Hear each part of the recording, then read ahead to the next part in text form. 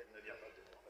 Le titre divorcé, le mot divorcé fait partie de l'histoire et c'est un mot qui aurait pu changer les choses. S'il n'y avait pas ce mot dans l'histoire que je raconte, je crois que l'histoire n'aurait peut-être même pas valu la peine d'être racontée. C'est pour cette raison que moi je prends cet élément déterminant des événements pour le mettre en couleur et en même temps savoir à quel point le Congolais aime la lecture parce que un lecteur, moi je le reconnais par sa curiosité et je sais que quand je lance un titre comme Divorcé qui frappe, tous les lecteurs viendraient.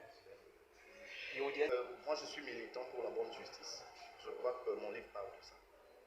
Et c'est ça le message que je voulais transmettre. En plus de parler avec beaucoup de poésie, avec beaucoup de belles phrases, de réalité de notre société. Parce que oui, ce problème, si nous le décrions avec beaucoup de crudité, ça ne peut pas produire d'effet parce que ça va énerver.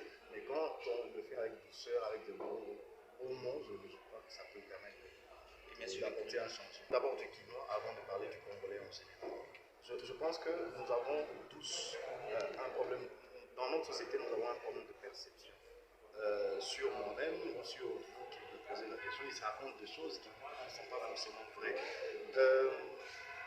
La perception que l'on a des Kinois, c'est que c'est des gens distraits, des gens qui chantent dans la musique, dans l'ambiance, et curieusement, mes livres sont beaucoup plus consommés à Kinshasa qu'ailleurs, même chez nous, c'est pas plus consommé qu'à Kinshasa.